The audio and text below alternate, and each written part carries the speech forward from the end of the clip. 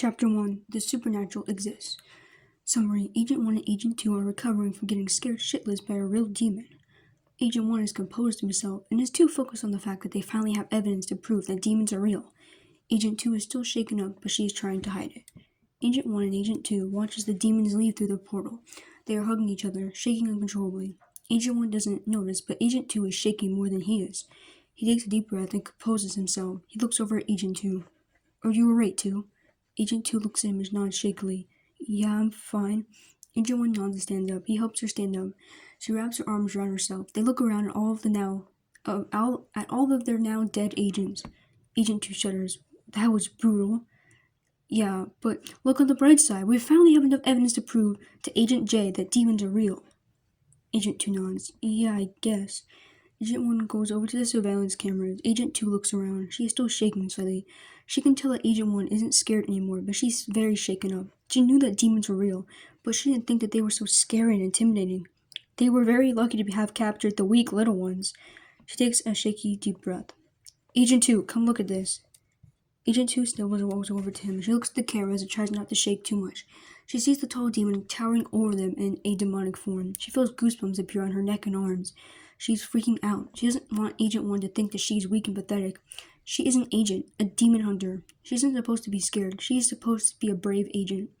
It is very obvious that this demon is way more powerful than the other little ones. Agent 2 nods. "Yeah, you're right." Agent 2 wipes her sweaty hands in her pants. Her hands are shaking from fear. She tries to hide it from Agent 1. Agent 1 looks over at her. He looks concerned. "Is something wrong, 2? You look scared." Agent 2 shudders and looks away. "I'm alright. I'm just trying to recover from the scare. I've never been possessed before. It felt very weird and uncomfortable." Agent 2 shudders from remembering the feeling. Agent 1's eyes soften. He puts his hand on her shoulder.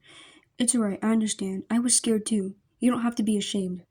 Agent 2 takes a deep breath. Agent 1 turns off the monitors. "Come on, let's go out for a little bit. It will distract you from all of this."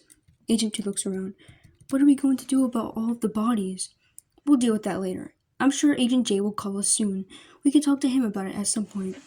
Agent 2 nods. She follows him out of the headquarters. She shivers slightly as the wind blows. She wraps her jacket tightly around herself.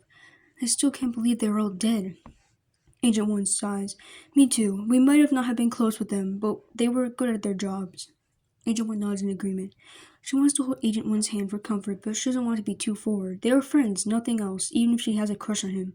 She has had a crush on him since they started working together. She was so deathly shy when they started working together. Nobody took her seriously. They thought she wasn't capable of being an agent, since she was so quiet and shy. Agent 1 was the only person who had faith in her. He was always so nice to her, and it helped her improve her confidence. She is definitely still shy, but she isn't as quiet as she once was. She has Agent 1 to thank for that. She sees Agent 1 is staring at her. She blushes and clears her throat. What is it, 1? "Sorry, I was just worried. You weren't saying much." "I'm just trying to stay calm. I'm still thinking about that Stolas guy. I don't want him to possess me again." Agent 1 puts his hand on her shoulder. "Don't worry, he won't possess you ever again. Now that we know he exists, we can figure out ways to keep the vile demons away."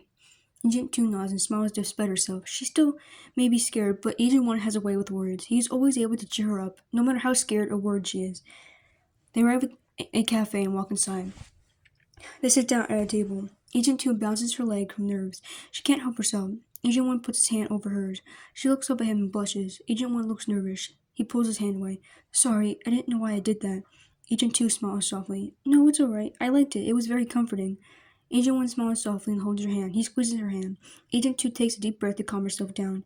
A waitress walks over to their table. "Would you guys like anything to drink?" Agent 1 smiles at her. "Yes, may I have a black coffee with extra sugar?" The waitress nods and writes his order down. "Yes, of course, sir. And for you, ma'am?" Agent 2 clears her throat. "May I have a hot chocolate with marshmallows?" The waitress writes her order down. "Of course. I'll be right out with your drinks."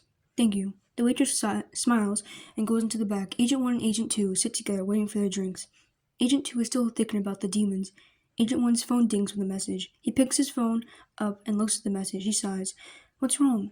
"It's Agent J. He came to the headquarters and saw everything. He wants to see us as soon as possible." Agent 2 takes a shaky breath. "That doesn't sound good." "Yeah, I know. We'll go back after our drinks." Agent 2 nods. The waitress brings their drinks over. They thank her and sip their drinks. Agent 2 is looking at the floor, bouncing her leg. She is very nervous to talk to their boss. Agent J could be a very intimidating and demanding guy. He hired her, but he was always very strict with her. It was like he never thought that she could do anything right. Even after she stopped being as shy, he was still pretty mean to her. She's scared that he's going to scold her for acting like a coward. Agent 1 never gets scolded by him, even when he runs away from the situations. It's like he can never do wrong in Agent J's eyes. That doesn't make her hate him, though. She still loves and cares about Agent 1. She admires him so much. He is so brave and smart, unlike her. She hopes that Agent J doesn't scold her too much or at all. She doesn't want to have a panic attack in front of Agent 1.